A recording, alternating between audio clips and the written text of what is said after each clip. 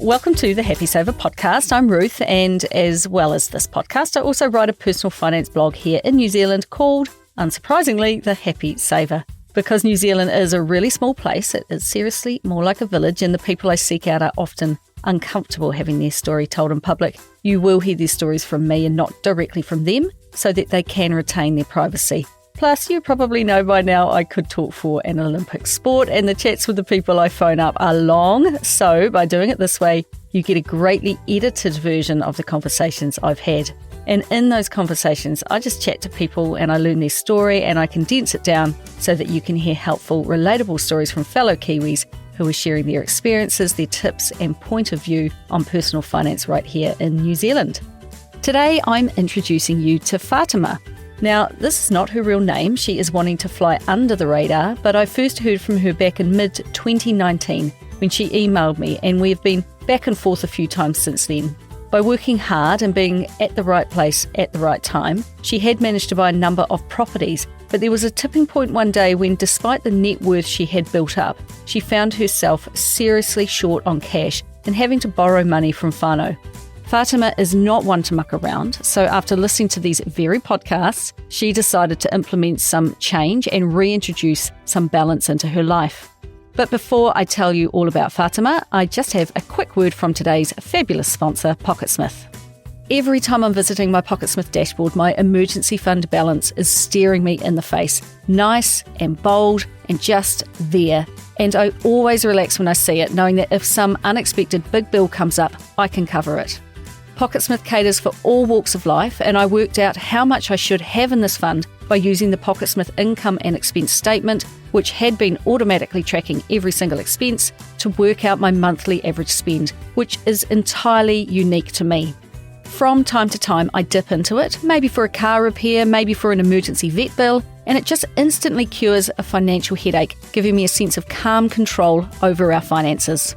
If you want to supercharge your finances with Pocketsmith, they've got a deal for you. Happy Saver listeners get a whopping 50% off your first 2 months of Pocketsmith's premium plan. To get your deal, go to pocketsmith.com/the Happy Saver. That's pocketsmith.com/the Happy Saver.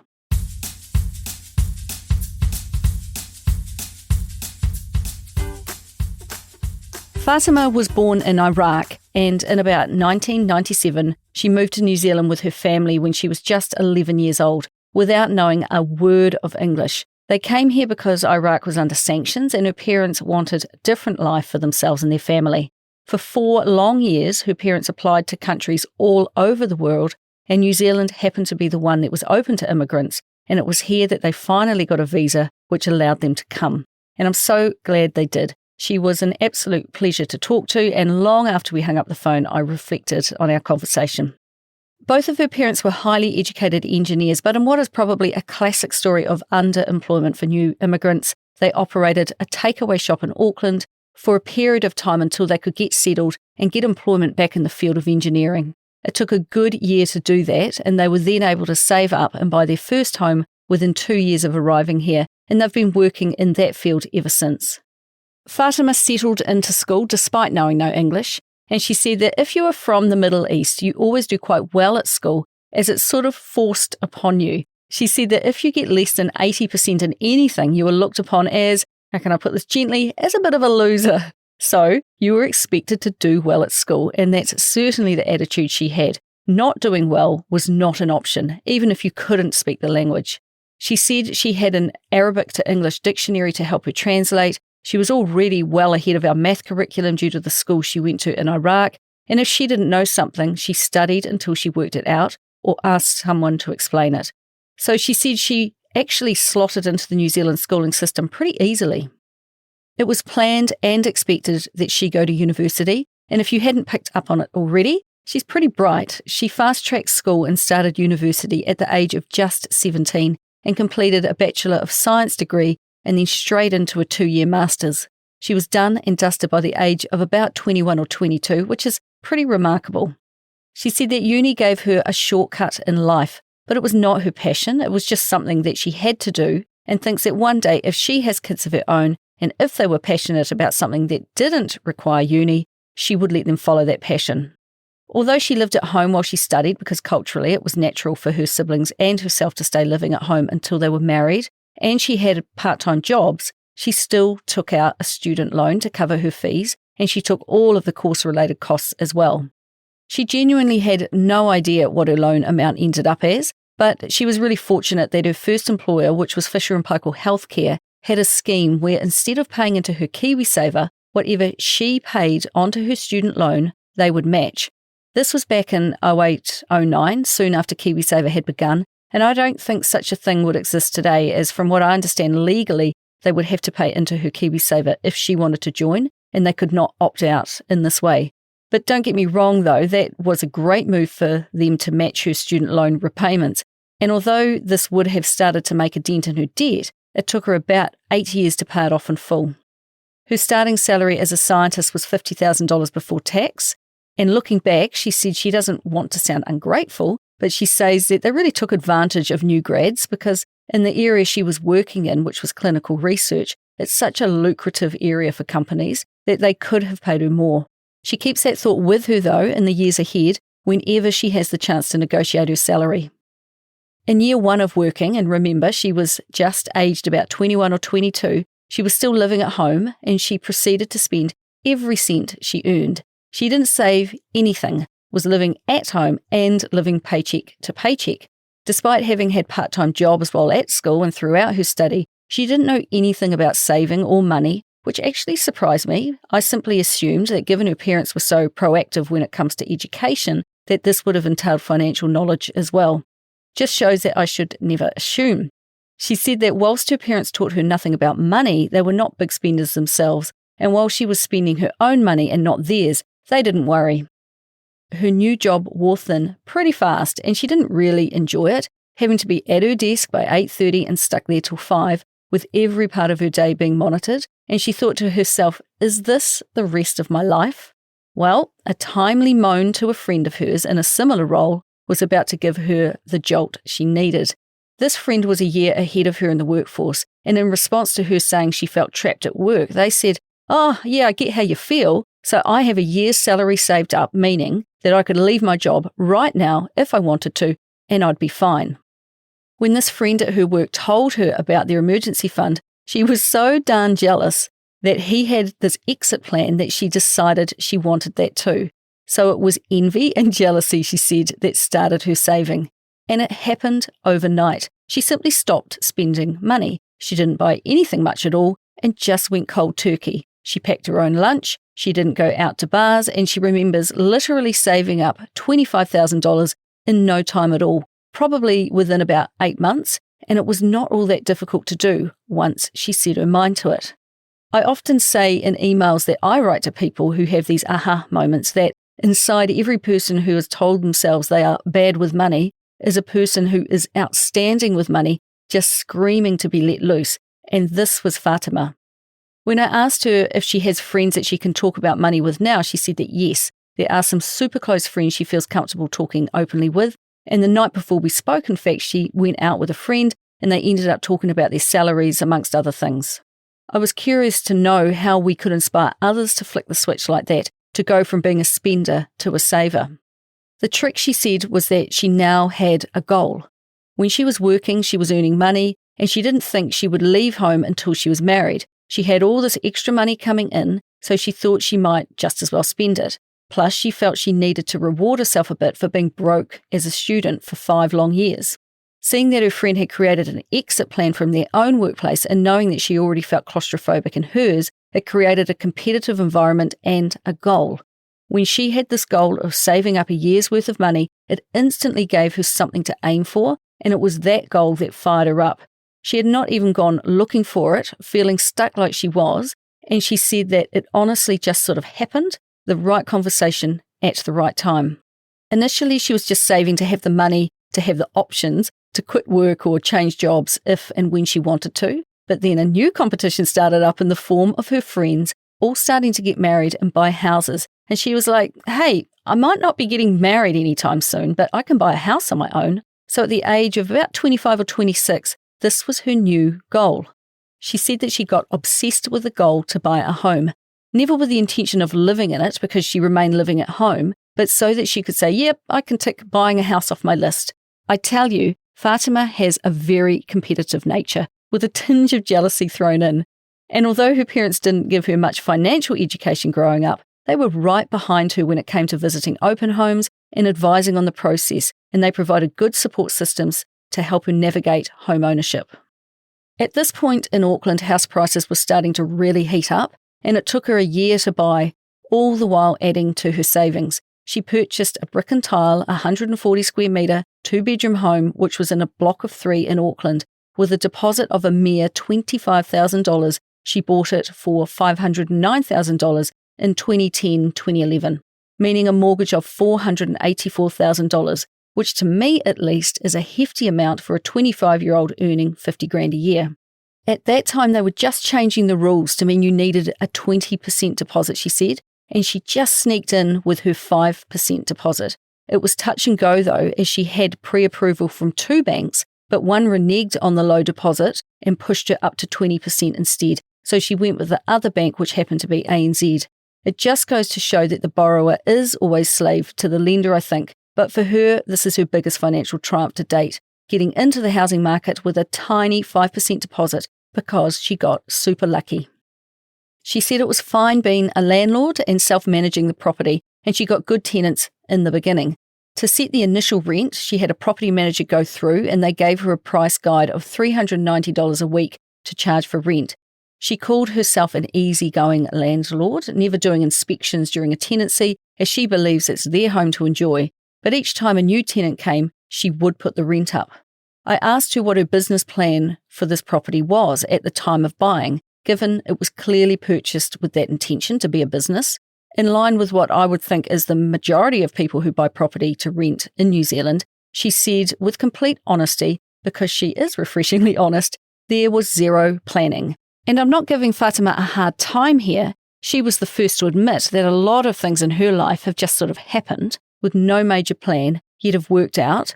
But I've observed a similar lack of forward planning with countless others who don't really think too far beyond buying the property.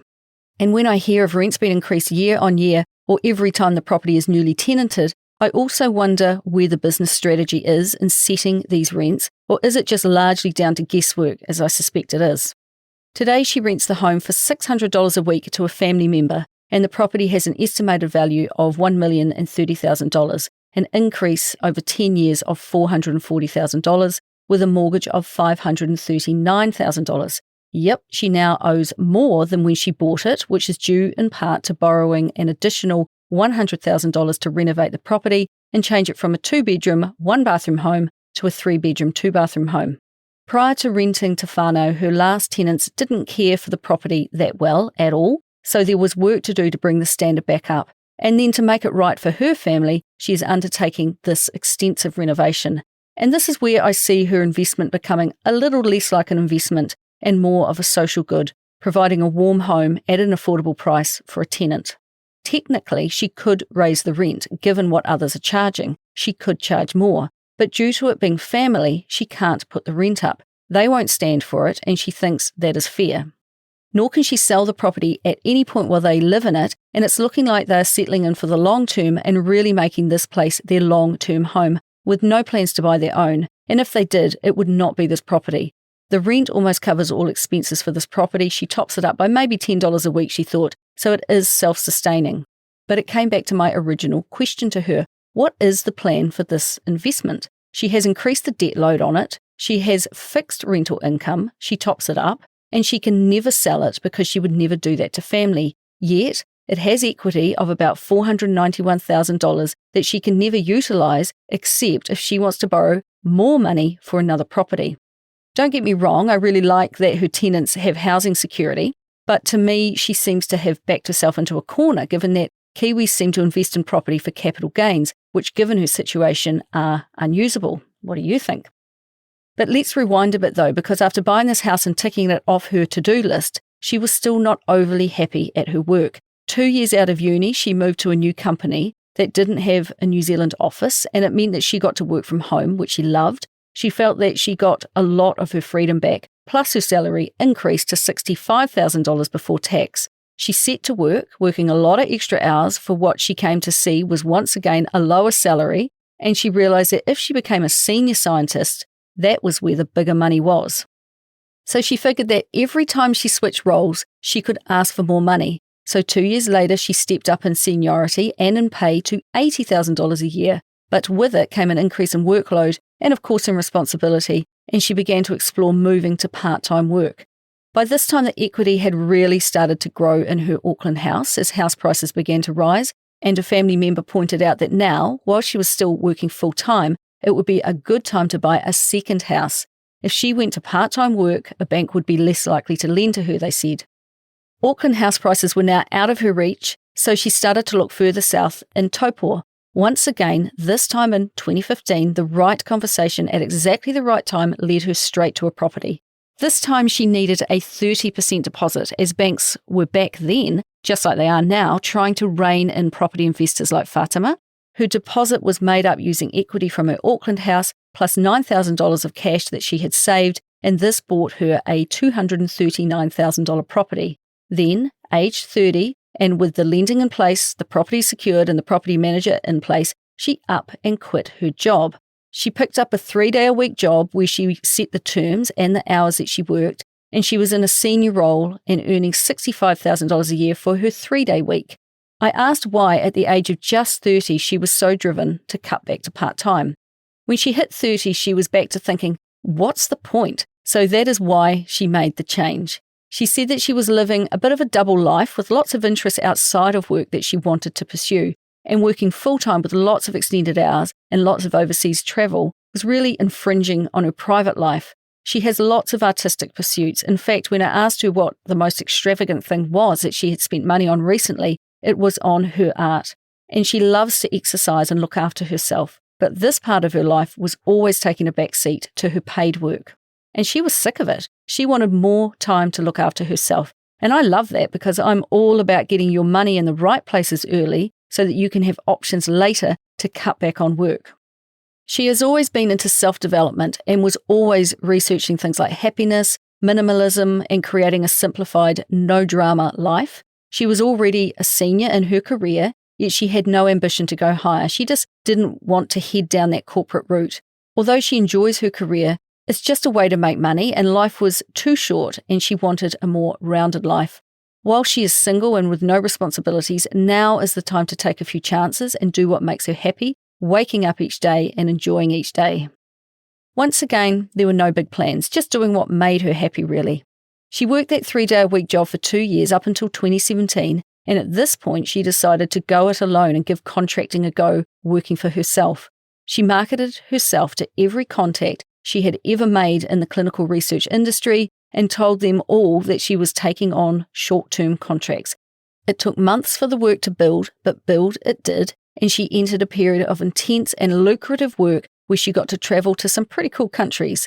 She charged by the hour, somewhere between $135 to $150, and she finally felt like she was earning what she had been helping all those other companies earn for all of those years. This is when she earned the maximum amount of money so far in her career, topping out at an impressive $290,000 a year before tax. She also moved out of Auckland to the Bay of Plenty, where she moved in with family and paid board while she began to look to buy a home for herself. This turned out to take a lot longer than she anticipated. She went to open home after open home, auction after auction, but kept missing out on places, finally securing one at the start of 2020. But with COVID arriving at the start of 2020, her contracting work, which often meant overseas travel, started slowly drying up as the year progressed, and she had to face facts that she might need to get back into a salaried position so she could have some income security. She secured a role working 4 days a week and one that would allow her to do contracting work on the side, but at the moment that extra work is hard to come by, and she's actually just too darn tired to do extra anyway. Often during our conversation, she would say that she was lucky with how things just seemed to work out, and I think her incredibly optimistic attitude has a lot to do with this. She had decided to give up looking for a house and stay renting with family while she worked out what to do next. She had seen an apartment that she liked, but having missed out on so many, she just let it go. Auctions were just too much work. In early 2020, and while sitting waiting for a flight, it occurred to her to check in on that property, and she found it had been passed in at auction. So she rang the agent, viewed it the next day, and put in an offer which was accepted. It was meant to be, she said. And that is her thought for you and I. She encourages us to stop using your brain so much, to justify and analyse every decision you make. Just use your feelings and your instincts more, which is vague advice coming from a scientist. She didn't overplan most things. They were feeling-based. Every time she got fed up with her work, she would change and look for an alternative, instead of just sitting and being grateful for just having a job. Each time she felt trapped, she followed her instincts.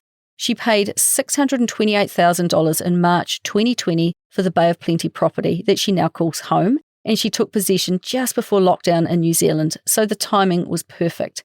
The home was perfect too, but I couldn't help wondering about her financial situation given the amount of debt she must owe, and with her work being quieter, how was she coping?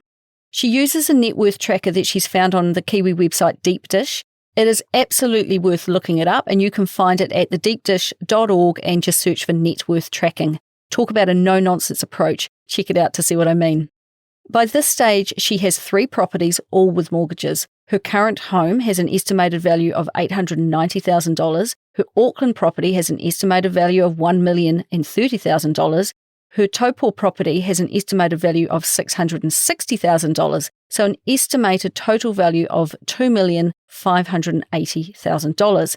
She has a debt of $1.3 million, so equity of about $1.28 million, which is not too shabby for a 36-year-old. Also, as a result of these podcasts and hearing about share investing, she did sign up to investing platform Sharesies in May 2019. Investing $50 a week into a wide variety of individual companies and funds in an effort to invest in something outside of property. She is very much looking to invest her money in things she deems to be ethical and in companies that she also uses, and her list of investments included the following. She's got Air New Zealand. She had good timing because she actually invested $2,000 right when the price crashed at the start of COVID, and the price was down to 80 cents a share, she said. She's got Port Tauranga, ANZ Bank, Fisher & Paykel Healthcare, Convita Honey, Beyond Meat, AMP Capital Ethical Leaders New Zealand Shares Fund, Pathfinder Global Water Fund, but wait, there's more, Smartshares Europe Equities ESG ETF, Smartshares Japan Equities ESG ETF, and her $50 investment across these is all automatic each week, and she admits that there was less than 15 minutes worth of thinking involved in choosing the funds, which is not the most ideal investment strategy, if I'm to be perfectly honest. She has about $10,000 invested now, which includes returns of $2,360. Not bad for guesswork. Nice one. This is the area that she is working to educate herself on, so she can create a large investment independent of the housing market. And going forward, I think this will give her the balance that her financial plan is looking for. She said the one phrase that I cringe when I hear, and that is, I only put money into the share market that I can afford to lose. Personally, I'm well invested in shares, and I've not put 1 cent in there that I'm okay with losing. And because it is possible to pick a broad-based, low-fee, passive index investment, the chances for success over time are fabulous. Those who pick and choose individual companies and buy and sell shares will more often lose money. Theirs is a form of gambling, really, but not those with a long-term approach. So I'm hoping that her growing education around the share market will help her learn this. She signed up to KiwiSaver, which is a share market investment, of course, early on, but she had stopped paying into it for a while because she was super angry that back then she could not access it for the deposit on her first house. That was when the scheme was working as it was designed, when you actually saved only for your retirement in it before it became available for first home buyers. But a friend put her straight when they pointed out to her that she was missing out on years and years of government contributions, returns and capital gains by not being involved in the share market. So now her fund is with Simplicity Growth with a balance of $53,000, and she puts 3% of her wages in there each payday, matched by her employer. However, and this is where I love her style, she is in the process of trying to get her employer to contribute 8% to her 3%. I suspect she'll actually achieve it too, as she's a very good negotiator when it comes to salary. She knows what her company charges her services out for and how much they make out of her. So she is upfront about asking for what she thinks she's worth and will push hard for it. She said that when she decided to become self-employed, that it is so simple and straightforward to ask for a raise, as she just raised her prices every year, giving her clients enough notice, about 90 days, and even offering to recommend others if the price increases didn't align with their business goals. In return, she provided, she said, an excellent and friendly service and met all project deliverables. Ladies, we could all take a leaf out of Fatima's book here in salary negotiations. Well, things came to a head in mid-2021, and she had a very sobering moment because, despite her high net worth and equity of $1.28 million and property to the value of $2.58 million, she had no money and debt of $1.3 million to service. She ended up borrowing money from her mum to cover some expenses, which I imagine is not what any 36-year-old independent woman expects to have to do. She looked at her bank account, and whereas she had always kept a really healthy emergency fund of $30,000 to $40,000, it was all gone. The $100,000 extension to the mortgage on her Auckland property had all been used up too, and she didn't want to go back to the bank and borrow more money, but the renovations were costing more than she thought it would. The bills had kept coming in as her contract work had become quieter and quieter due to COVID, and she ate into her money bit by bit. She had to act, hence picking up her 4-day-a-week job. I think that borrowing $20,000 from her mum was what finally made her question everything. It was the straw that broke the camel's back. Her mum was more than happy to lend her money, but for Fatima, this was the very first time she had ever asked her for money, and she set herself a firm timeline to pay it back within 3 months. And when we spoke on the phone, she had just paid her back in full, well ahead of schedule, and much to her relief. When I asked her what she would do if she were given $10,000 right now, she said that she would put it straight towards the $20,000 builder's bill that she knows is coming. By New Zealand standards, given the amount of property she has a stake in, she would be considered a success story, but she was beginning to feel like her life was a bit out of balance, too heavily weighted to housing, which brought a feeling of being trapped. Looking at an empty bank account will do that for you. And while the houses have definitely contributed to her growing wealth, then why does she have no money to pay her bills? Where is the balance? Well, now Fatima is on a whole new journey of discovery about becoming more diversified. She said that although it seems like she has done okay with money, she actually knows very little about investing. She feels she just got lucky buying houses at the right time in the right place. It's now time to change, and it's time to plan.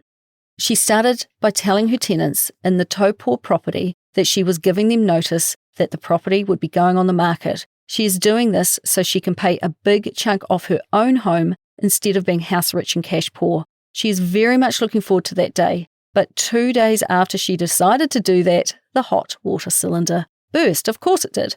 There goes another $4,000 she needs to find to do that repair.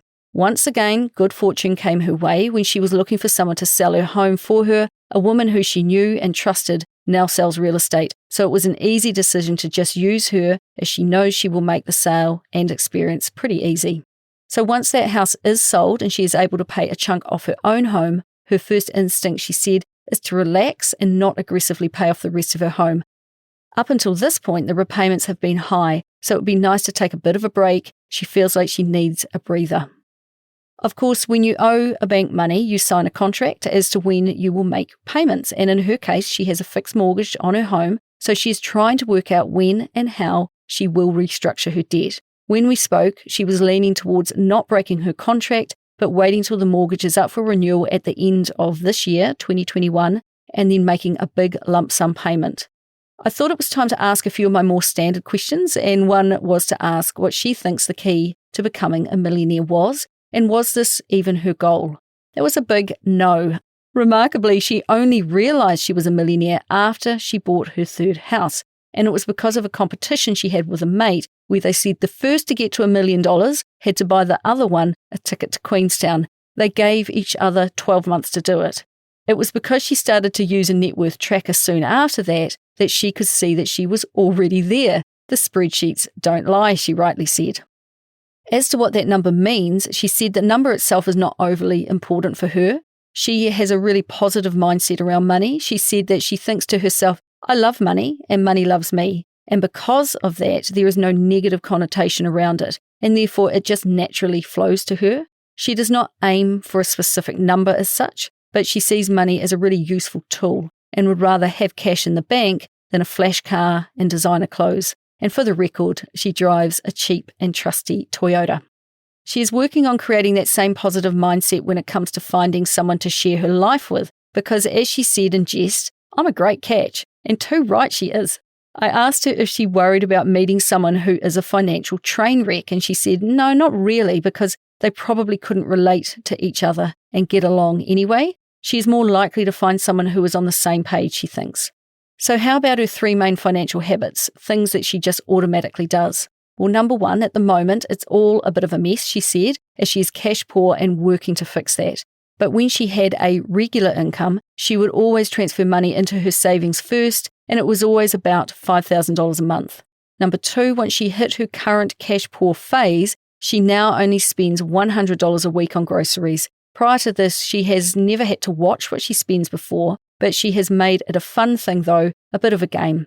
And she is very strict on herself. And if she goes out to dinner for $30, she only has $70 for the remainder of the week. No excuses. Although she is treating it as a bit of a game, she is very excited for this phase to be over. And number 3, she is quite a minimalist and she is content. The 2 things often go hand in hand. She has a small 52 square metre apartment, which is full, she said, of beautiful things. She does not cheap out on what she buys, but she also has very few things. She does not have a gym membership. Instead, she steps outside for exercise and she just tries to keep life and the cost of life simple. Her money elevator pitch, or a sentence that would sum up her approach to money, comes back to what she said about I love money and money loves me. There are aspects in your life where you struggle or shine, Fatima said, and to her, money is not a block. It just always works out. For example, she can't quite work out the math of how she paid her mum back so fast, but it just worked out. It always does. She does not think people are good or bad with money. It is whether you have a positive or negative thought about it. She said that if you think you have a money block that prevents you from getting ahead, explore that block and look to visualize success. Look for affirmations and find some ways to reprogram your subconscious about that stuff. And as to what she might consider her greatest financial flop, there were no standout moments, nothing that she felt super strong about, and it was probably just the place she finds herself in now, ending up with poor cash flow. In hindsight, she probably should have seen it coming, and she should have gone back to permanent employment earlier than she did so that she could get some income coming in.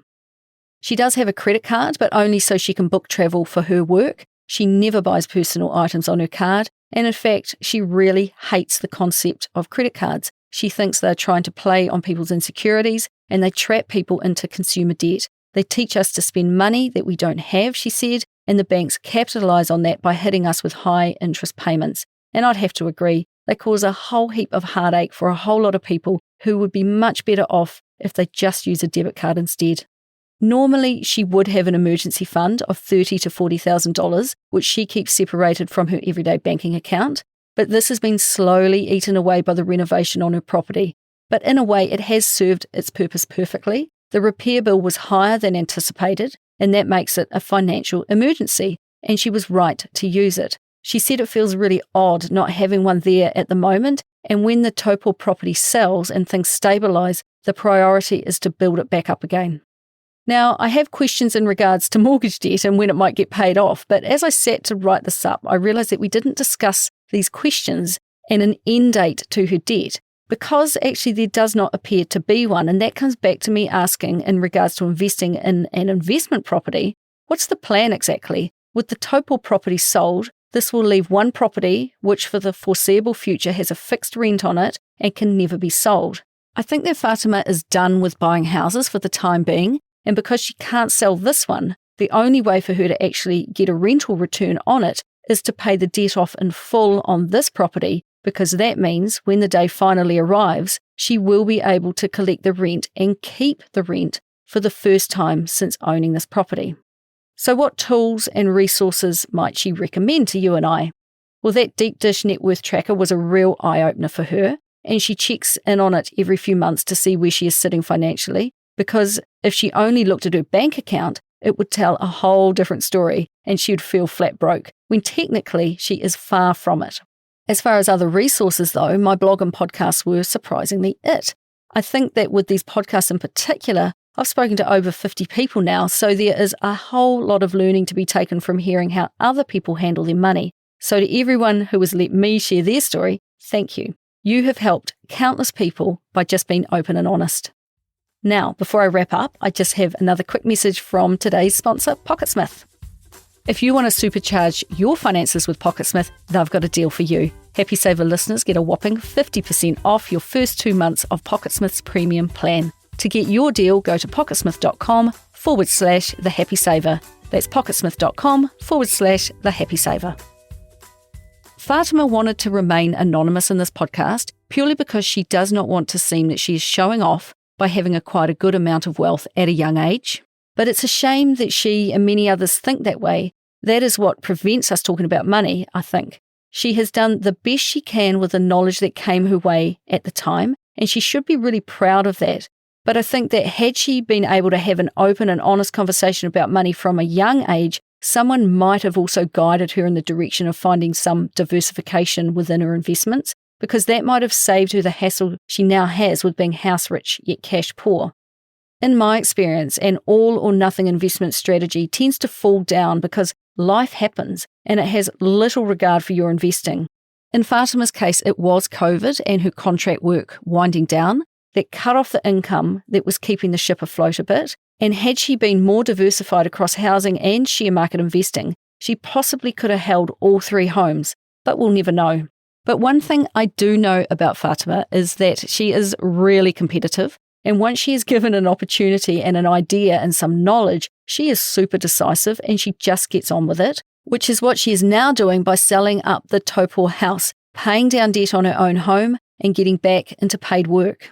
And at the age of just 36, she is still protecting that balance that she likes in her life with time spent working and time also spent going full noise into her artistic and athletic pursuits. So I think that a year from now, she'll have more balance in her whole life and a more stable foundation to build upon. So thanks, Fatima. I loved our chat and I really, really look forward to hearing how you progress. So that's it from me this week, and I'll be back next Wednesday with another money journey of another Kiwi. And if you enjoyed today's podcast, please hit subscribe and it will automatically update in your podcast app each time I release a new episode. And if you want to get in touch, you can always find me at thehappysaver.com. And I would love it if you could leave a review and also share this with your friends. Those are the best ways that people can learn about my podcast. And I would love it most if you would talk more about money with your own friends and help me continue to help others be better with money. So until next time, happy saving.